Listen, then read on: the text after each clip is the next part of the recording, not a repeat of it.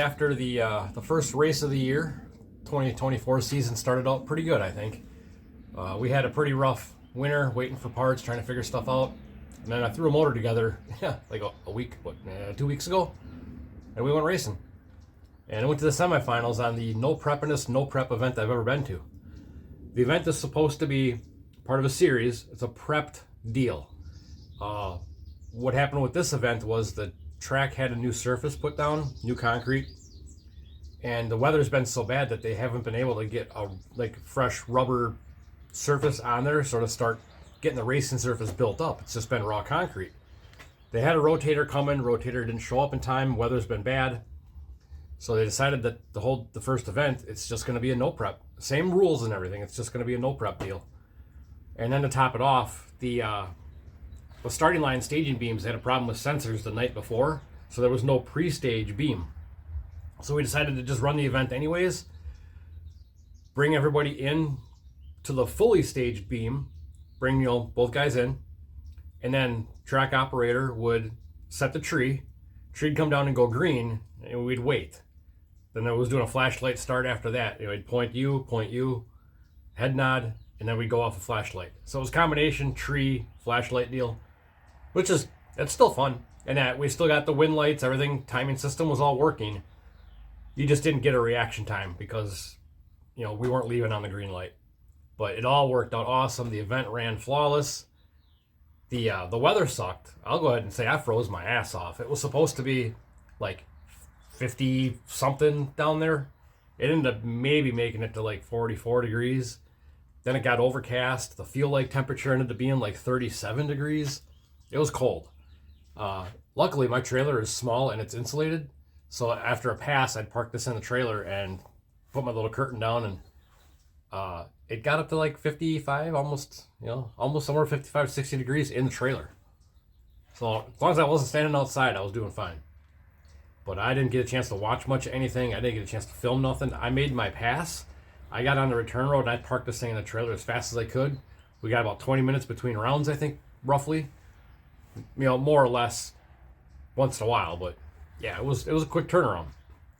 But I went to the semifinals with it, double elimination, so I had to lose twice.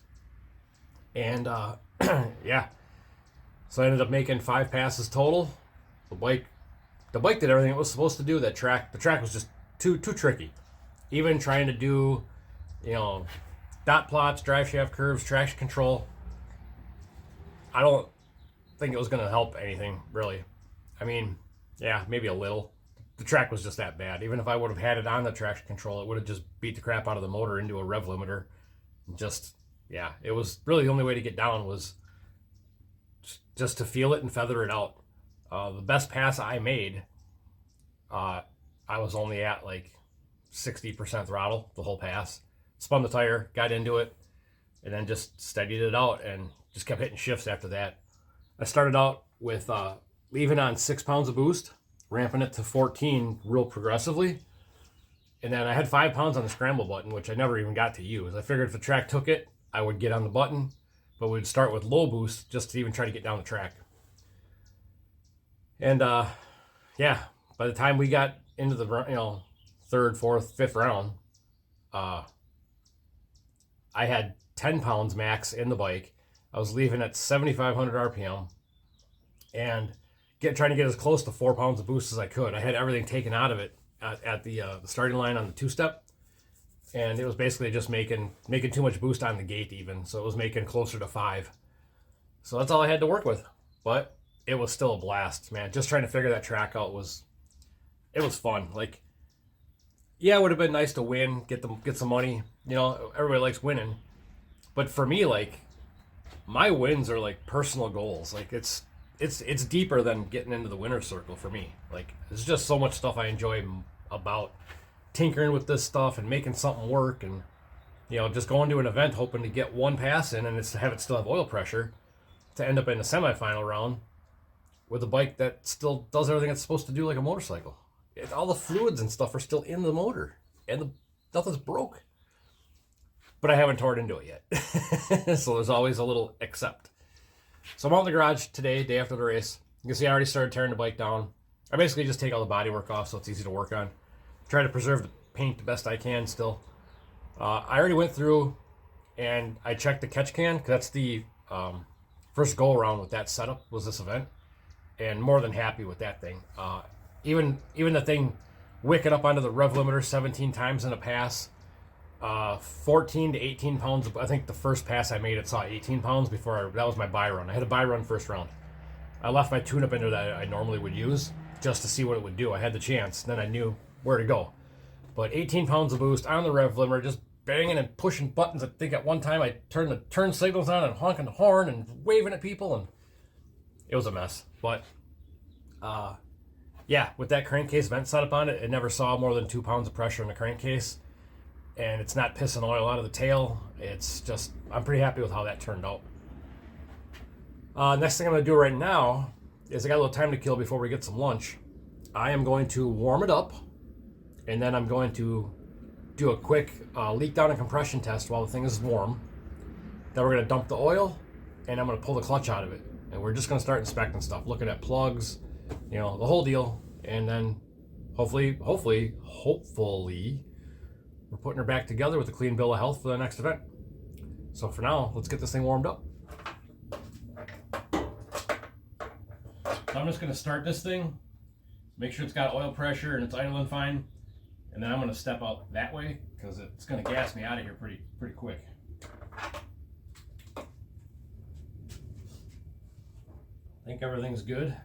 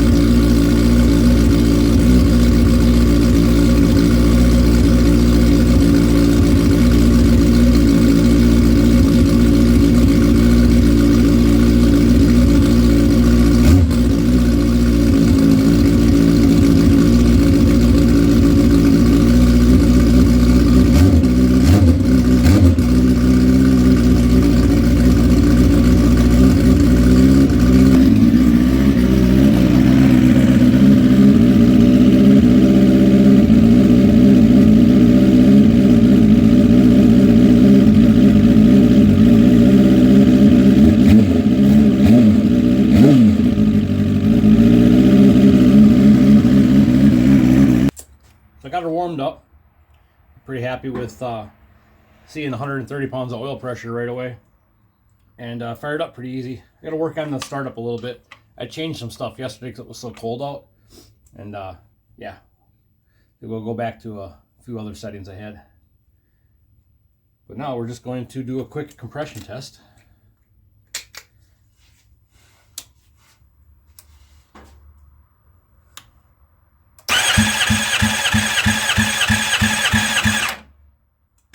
$210.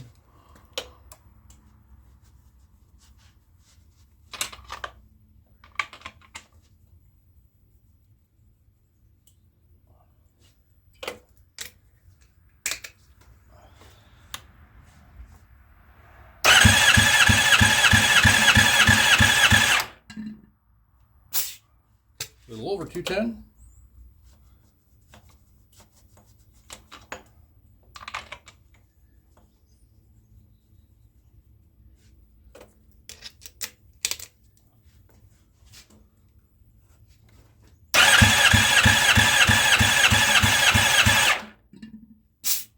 $210. So far, so good.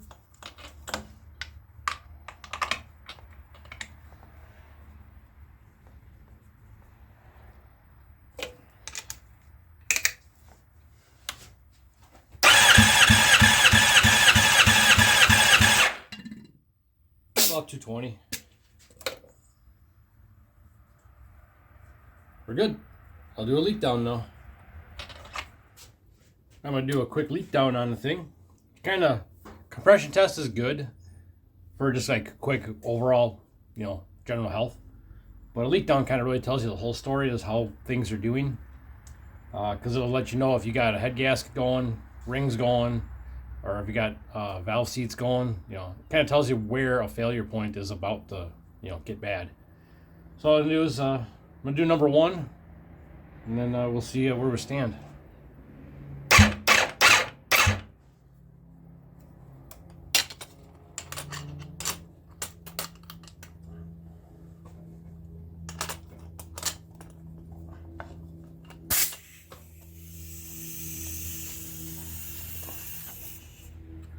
First thing I want to do is set my regulator to 100,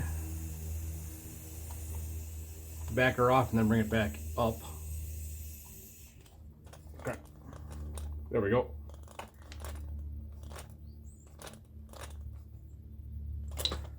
(100 psi) on our inlet pressure. Now we're just dealing with percentage. The other gauge will tell us how much is leaking by.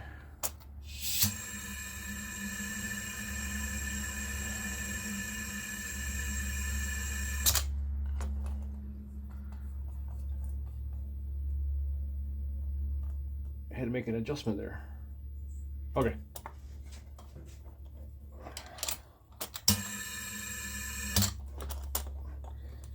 You can tell when it's not in the right spot when you get a whole lot of air blowing by.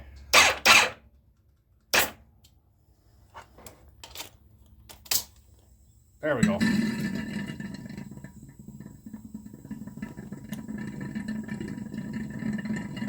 So at 100 psi in, still holding about 93 pounds. So it's only like 7% leak down on that cylinder. And you can hear the crankcase vent gurgling. So it's just 7% by the rings. If it was valves, you'd either hear it in the plenum or you'd hear it in the exhaust. If it was a head gasket, you'd hear it coming out of the head gasket area. So I'm going to call this one good. We'll go on to the next.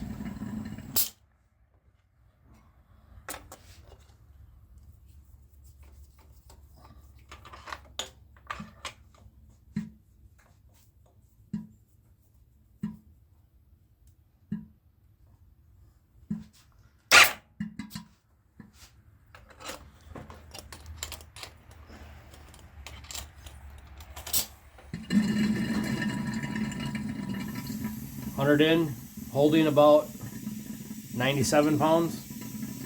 So 3% leak down on that one. Again, you can hear it coming out of the crankcase vent. And I don't hear nothing up here anywhere, so happy with that.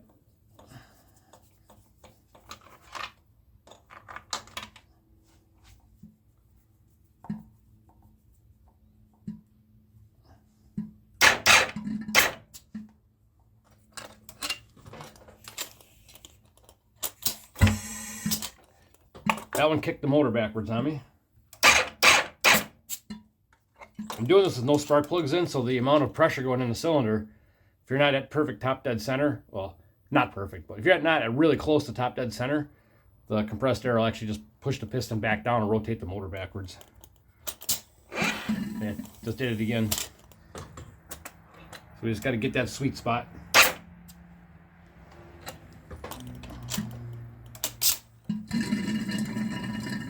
There, so we're at 100 in, about 90, 98, 97, 98, somewhere there. So 2 or 3% leak down on that one. So we're good there.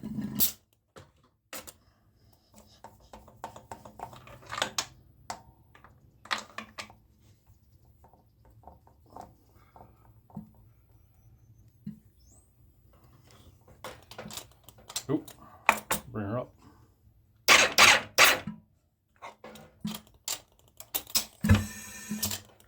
Kicked her backwards.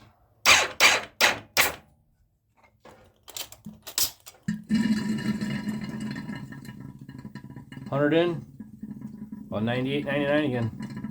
2%-ish, we'll say. That is an incredibly good sign. I like that. Like I said, this head's been welded on. I borrowed 2 valves that were spares from a previous head. All the same Vance & Hines stainless valve. It's the same valve, just from different cylinder heads that I've run. So yeah, just a quick lap job and it was good to go. It seems to be holding up. Now what I'm going to do is I got to get the diaper off, and then we'll dump the oil, and then from the oil we'll go into the clutch. So what I'm going to do here is get this 1,000,000 degree oil out of here. And this was kind of an experiment with something too that I'll show you. Kind of changed things up a little bit.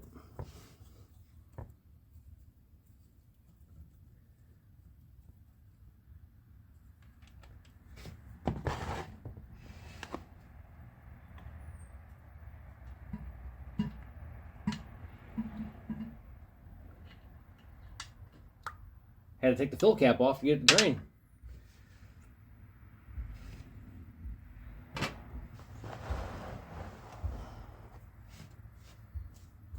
So this is not the oil I have been running previously to this year. Trying something different.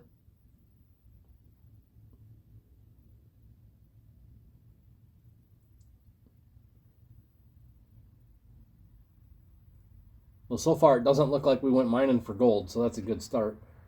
We'll see what's in the bottom of the pan. I'll get the filter loose while we're sitting here.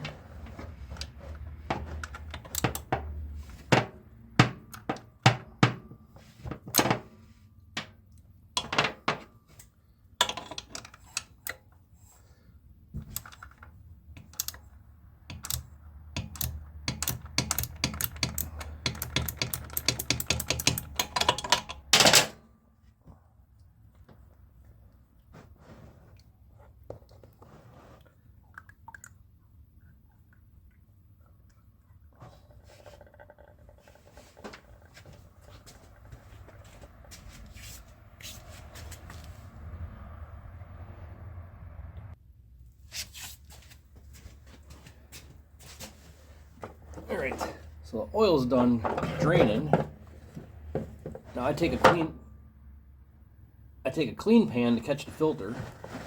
Well, they're both clean, but I get a small one just to catch the filter, and I can kind of isolate anything that was in the filter. And I can clean it out in there too.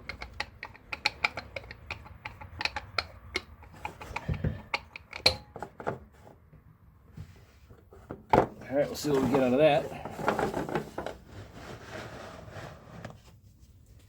So let's go on a fishing expedition and see what we find.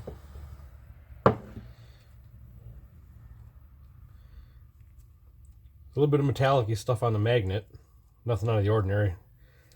Likely just some clutch material.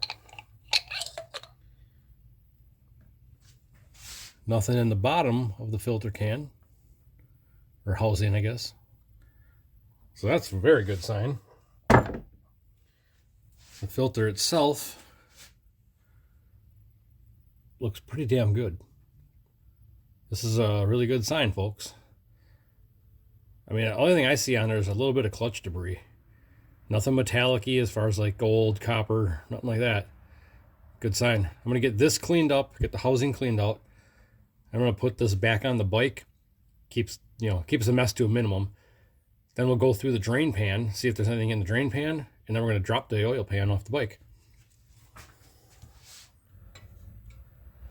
So what I'm going to do here is nothing fancy. I'm just going to take my old oil, I'm going to dump it into these containers that are partially full, and then the neighbor kid comes and gets my drain oil because he's got some kind of operation where he's got this pretty neat kind of rat rod, old school, like diesel Volkswagen truck, and he takes my drain oil for me.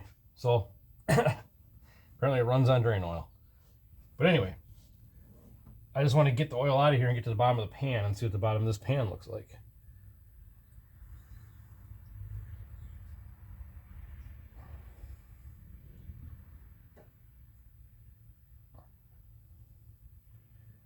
And like, I don't get overly worried about debris in the oil. Just shit gets in there no matter what you do. I've had straight up bugs, dog hair, everything in the oil.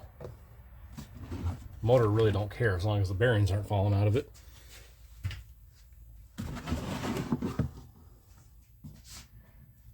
I expect to see, because this thing's all still fresh, fresh-ish as far as going together, I fully expect to see debris and junk and pieces of metal and some clutch stuff.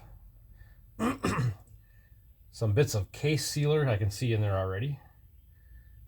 But I really just don't want to see bearing material. After that, I don't give a shit what's in there. So far, I like what I see.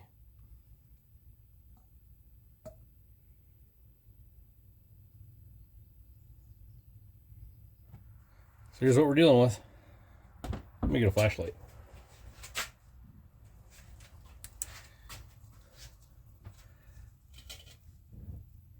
There's really not much in there. Just junk. Like nothing that even comes close to concerning me. I'm fine with it. Like I said, I can see little bits of like you know how some of the Cometic gaskets have like that reusable layer on each side? I see pieces of that in here.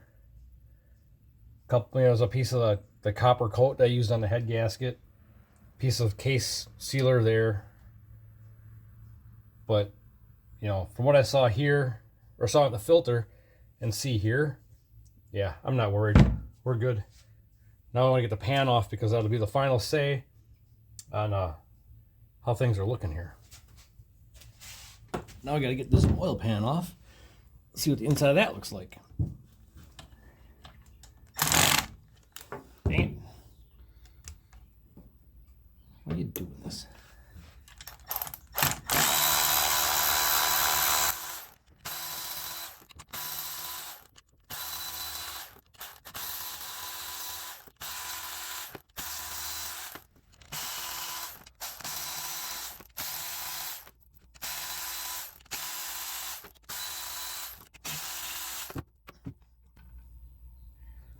Ooh, so far so good.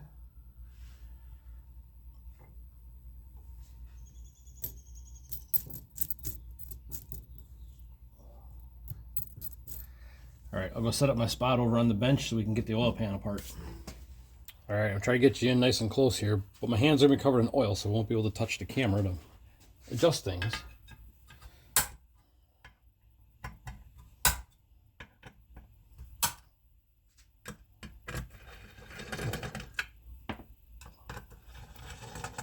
We get the little windage tray off of here.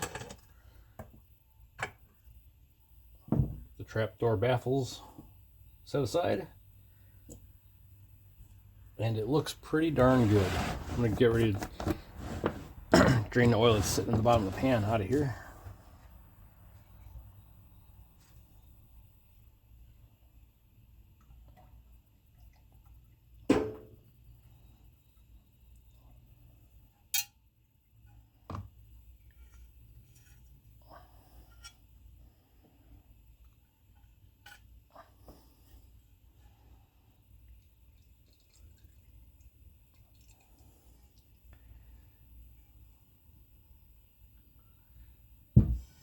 Like, what do you think that is? Like, shit just ends up in the oil. It's like a piece of red paint. I truly have no idea. Did that just fall off of something out here?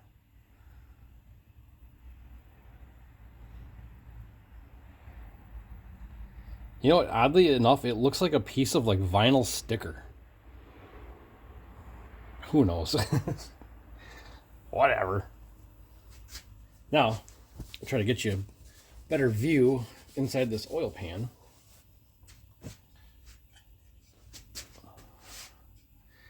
So there's a little bit of like milkiness from the methanol getting into the oil, but there's nothing in the oil. It's just oil. So this is the oil I had been running up until this event. I've had really good luck with this all the way back to when this thing was a stock motorbike, up until, running nitrous and then switched to turbo. And then when I switched to methanol is when I noticed the bottom of the pan was getting a weird like jelly, like it was getting like a weird buildup in the bottom of the pan, and I didn't know what was causing it. And all I can think is that the methanol that gets into the oil was reacting with something in that stuff there. So like methanol and that just didn't seem to gel. And I'm not saying that is what the problem was, but it never did it until I switched to methanol. And that's instantly when I started seeing the weird, like slimy goop in the bottom of that pan. Well, right now the pan just has, like, there's all the oil ran out of it. That's just like some milky condensation from the methanol in the oil. It's just hanging out in the pan. Like there's nothing in there. Well, I did some reading and some research, and the oil I ran at this past event is cheaper, and it didn't break down like that stuff seemed to be doing. And what I noticed is we were hot lapping these bikes pretty heavy last night, and my oil pressure never wavered. It held steady oil pressure like the entire time. That's right, Walmart oil. It's like $12 a gallon. I did some reading, and the stuff seems to be very highly regarded. I thought I'd take a shot because this motor really had nothing to lose to experiment with it. And sure shit, I just tried a different oil, and now I don't have the slimy goop in the bottom of that oil pan. So again, I'm not a science expert. I don't know if that was legit the problem or not. But from what I saw just in oil pressure last night, and what I'm seeing in the oil pan now, and how the filter looked, just how everything in general has looked with this Walmart oil, I'm going to keep running it. And in fact, I even got this for putting in now. And because I like to have things in stock, why not get the big jug too? So, I mean, people swear by their different oils and things, and a lot of it is from, you know, trial and error and learning experiences. And I think I just maybe went through a little bit of a learning experience with what I have been running with oil to something different. And as often as I change the oil on this bike, literally it's every race, I change the oil. If I can find that this is a superior oil than what I've been using, I'm all for anything to save some wear and tear on the wallet. But for now, just going to run some of this stuff through the solvent tank, clean it up, put this back together, and the last thing we're going to look at is the clutch. So I'm very happy with what I'm seeing after the first race day beatdown on this motor. And it was not an easy day for it either. Spent a lot of time on the rev limiter and just having different things thrown at it in the tune. It just wouldn't be easy on a motor. And it seems to be, holding up. It's got the oil pan all cleaned up. Everything's back on there. Got the clutch all apart. And I only lost about 6 thou amongst all them 5 passes yesterday. And granted, none of them were super hard hook and launches, high horsepower stuff. But for the amount of abuse it took, I'm pretty happy with that. There was only a little bit of material in the basket itself. I'll change out a couple fibers. Steels barely took any heat. So I think we'll be good to go to kind of reset our stack height. Put this back together. We'll put oil back in it. Put the plugs back in it. And then the only thing I saw amongst all of this that I want to fix is I got one exhaust leak on one number 2 cylinder. I could see it puff just a little bit past the header flange. So I'll I'll address that probably maybe during the week. But we'll get this thing all buttoned up back together. Maybe fire it up one more time. And then we'll call it a day. But right now, it's lunchtime. Well, I'm back from lunch and it's 8 o'clock. Still don't have the clutch back together, but I realized I wanted to check the fuel filter anyways. So I think I'm just going to take a peek at the fuel filter. I'll put the clutch together tomorrow and finish up some of the odds and ends yet. It's getting late. But yeah, that's the last thing I'll do for tonight.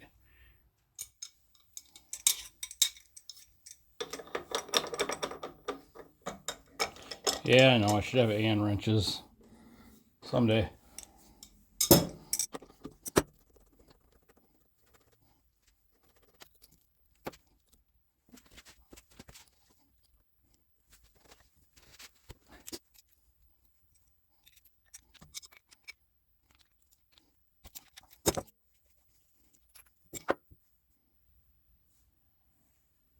not too bad. I think we'll be all right. I think that's a wrap for tonight. Got the yard mowed today too, by the way. But I'm calling this weekend a total success. Bike worked. Everything's still in good shape. I'm happy with how everything looks after the post-race kind of breakdown. And yeah, I'm excited for the next race. We'll see what happens. So for now, that's it. We'll see if I can find some more little projects to work on or keep changing and updating some stuff and, you know, get another video going here. So for now, thanks for watching.